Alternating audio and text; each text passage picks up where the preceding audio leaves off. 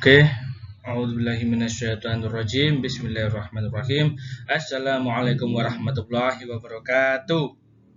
Apa kabar anak-anak khususnya kelas 4? Semoga diberikan kesehatan selalu dan tetap semangat belajar di rumah walaupun dalam kondisi masih ada COVID-19 ini. Nah, di video kali ini saya akan menjelaskan tentang beriman kepada Rasul Allah.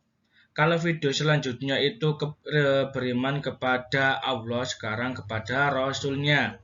Nah, sebelum memasuki pelajaran, jangan lupa di-subscribe agar kamu nanti setiap saya mengupload video ada notifikasi. Dan jangan lupa di-share ke semua teman-temanmu dan di komen nama lengkap dengan asal lembaga, khususnya SD Negeri 1 Tirtomo ini. Karena dengan kamu komen, itu saya anggap kamu menonton video ini sampai selesai dan absen. Nah, jadi absennya pakai komen.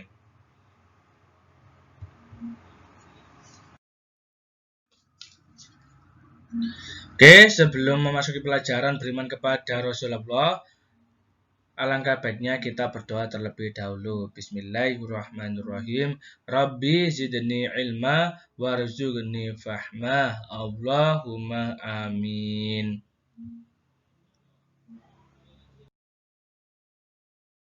Nah, di sini ada pengertian perbedaan dan Rasul.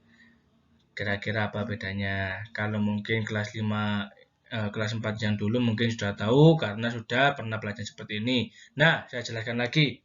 Kalau Rasul adalah laki-laki pilihan yang diberi wahyu untuk dirinya sendiri, serta berkewajiban menyampaikan kepada umatnya. Rasul adalah utusan Allah yang diberi amanah atau tugas membimbing umat manusia agar selamat di dunia dan di akhirat. Nah, Rasul atau Nabi itu pasti laki-laki, nggak ada yang perempuan. Jadi seperti itu. Sekali lagi diingat-ingat, Rasul itu adalah pilihan laki-laki pilihan yang diberi wahyu untuk diri sendiri serta umatnya. Kalau Nabi adalah laki-laki pilihan yang diberi wahyu untuk dirinya sendiri. Nabi tidak mendapat kewajiban untuk menyampaikan wahyu kepada orang lain. Jadi kalau Rasul itu wajib menyampaikan, kalau Nabi itu tidak wajib menyampaikan. Jadi seperti itu. Nah, ini sering muncul dalam soal-soal ujian.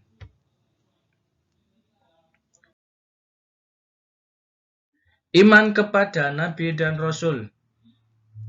Iman kepada Nabi dan Rasul. Maksudnya adalah percaya dengan sepenuh hati, yakin bahwa Allah telah mengutus utusannya, yaitu para Nabi dan Rasul. Jadi, Allah itu telah memiliki tentara untuk mengutus umat manusia agar selamat di dunia dan akhirat melalui para nabi dan para rasul. Dari beberapa nabi yang mendapat kitab suci itu ada 4. Yang pertama Nabi Daud mendapatkan kitab Zabur, yang kedua Nabi Musa mendapatkan kitab Taurat, yang ketiga Nabi Isa alaihissalam kitab Injil, dan terakhir adalah Nabi Muhammad sallallahu alaihi wasallam yang mendapatkan kitab suci Al-Quran.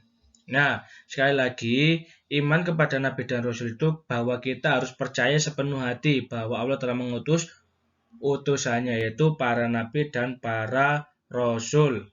Di antara para Nabi itu ada yang menerima wahyu berupa kitab suci. Nah, ini sudah saya jelaskan. Percaya atau beriman terhadap adanya Rasul Allah adalah wajib hukumnya. Nah, wajib bagi umat muslim. Jadi seperti itu. Iman kepada Rasul merupakan rukun iman yang keempat. Nah, kemarin kalau nggak salah sudah saya jelaskan di video sebelumnya. Nabi dan Rasul adalah sama-sama laki-laki dan juga sama-sama pilihan Allah serta mendapat wahyu. Bedanya kalau Nabi tidak diperintah menyampaikan wahyu, tapi kalau Rasul wajib menyampaikan wahyu. Apa saja yang telah diajarkan oleh para Nabi dan Rasul itu sudah pasti benar, tidak mungkin salah. Sebagai manusia pilihan Allah, para Nabi dan Rasul mempunyai sifat-sifat mulia yang dikenal dengan sifat wajib bagi Rasul. Nah, sifat wajib bagi Rasul. Jadi ada ini di slide selanjutnya.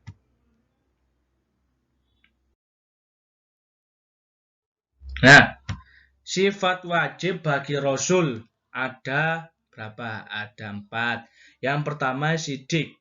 Sidik itu artinya benar atau jujur dan mustahil jika Rasul bersifat dusta atau bohong atau kizib. Jadi Rasul atau Nabi itu sudah pasti benar, nggak mungkin salah. Yang kedua, amanah. Amanah itu terpercaya. Artinya terpercaya, amanah diingat-ingat. Ini harus hafal. Amanah artinya terpercaya dan mustahil jika Rasul bersifat tidak dapat dipercaya. Jadi gak mungkin setiap Rasul itu tidak dapat dipercaya. Para Rasul itu sampai sekarang itu dapat dipercaya karena memiliki sifat mulia yaitu amanah. Yang ketiga, tabligh atau menyampaikan. Dan mustahil jika Rasul menyembunyikan atau kitman. Nah, ini sudah saya tulis. Kalau yang keempat, fatona atau cerdas. Dan mustahil jika Rasul itu bersifat bodoh atau balada. Jadi sifat mulia ini Rasul ada 4. Yang pertama sidik, benar. Amanah, terpercaya. Tabligh, menyampaikan. Dan fatona, cerdas. Tidak mungkin seorang Rasul memiliki sifat kebalikannya. Bohong, kizib, dipercaya, atau khianat, menyembunyikan atau kitman, dan bodoh, balada. Jadi seperti itu.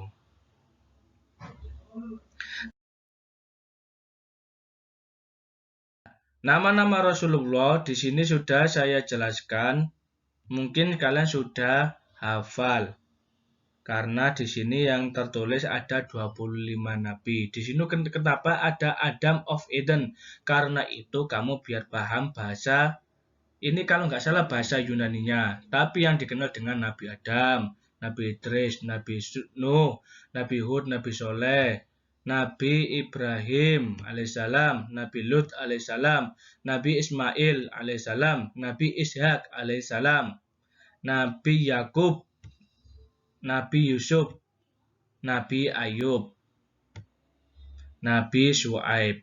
Jadi ini masih beberapa nabi. Selanjutnya Nabi Musa alaihissalam, Nabi Harun alaihissalam, Nabi Zulkifli alaihissalam, Nabi Daud alaihissalam, Nabi Sulaiman alaihissalam, Nabi Ilyasa, Yunus, Nabi Zakaria, Nabi Yahya, Isa, dan yang terakhir adalah Muhammad Sallallahu Alaihi Wasallam. Nah, saya sebenarnya di sini ada lagu seperti sholawatan, tapi yang paling mudah dihafal itu kita memakai nadanya balonku ada 5. Contohnya seperti ini. Adam, Idris, Nuh, dan Hud, Soleh, Ibrahim, dan Lut, Ismail, Ishak, Yakub, Yusuf, Ayub, dan Syuaib, Harun, Musa, Zulkifli, Daud, Sulaiman, Ilyas, Ilyasa, Yunus, Zakaria, Yahya, Isa, yang terakhir Muhammad Sallallahu Alaihi Wasallam. Jadi seperti itu biar mudah dihafal anak-anak. Nah, sedangkan Rasul Ulul Azmi di sini hanya ada 5. 25 Rasul Allah seperti yang telah disebutkan di slide sebelumnya tadi, terdapat 5 Rasul memiliki keistimewaan tertentu yang membedakan dengan Rasul yang lainnya. Kelima Rasul tersebut diberi gelar Ulul Azmi. Ulul itu artinya memiliki, diingat-ingat. Ulul itu artinya memiliki dan al-azmi artinya keteguhan yang kuat. Jadi ulul azmi maksudnya adalah rasul-rasul yang memiliki keteguhan, ketabahan, dan kesabaran yang kuat dalam menghadapi berbagai rintangan dalam melaksanakan tugas menyampaikan ajaran Allah. Nah, di sini ada 5 ulul azmi yang sudah saya tulis. Nama-nama rasul ulul azmi tersebut adalah yang pertama Nabi Nuh.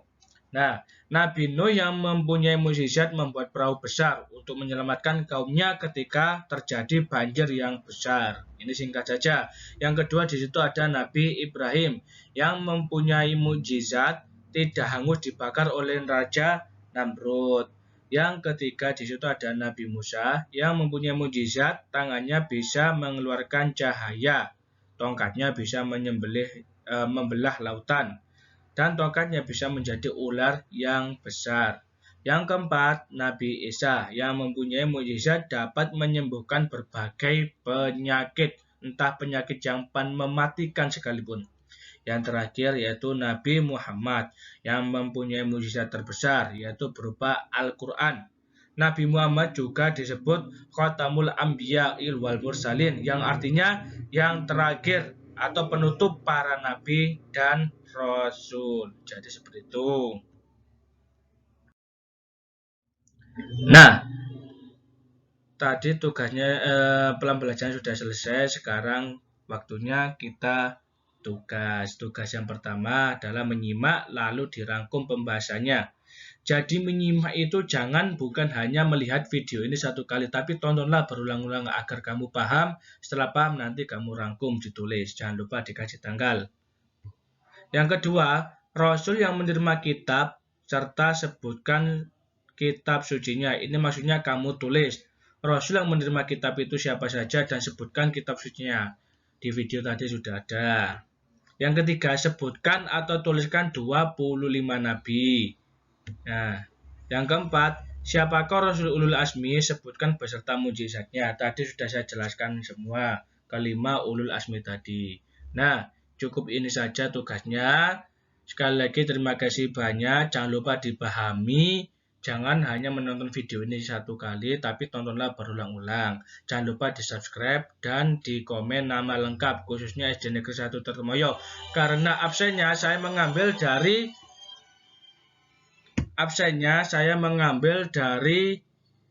komen tersebut. Mohon maaf ada gangguan sebentar. Jadi absennya saya lihat di komenan. Jika kamu komen, saya anggap kamu sudah absen. Jika tidak, berarti kamu tidak mengikuti pembelajaran kali ini. Terima kasih banyak. Tapi sebelum kita akhiri, mari kita membaca doa setelah belajar. Bismillahirrahmanirrahim. Subhanaka Allahumma wa bihamdika asyhadu an la ilaha illa anta astaghfiruka wa atubu ilaik. Sekali lagi jangan lupa di-share ke teman-temanmu dan di komen nama lengkap agar saya anggap menjadi absen. Terima kasih banyak, semoga bermanfaat. Saya akhiri, wallahul muwaffiq ila aqwamit thoriq. Wassalamualaikum warahmatullahi wabarakatuh.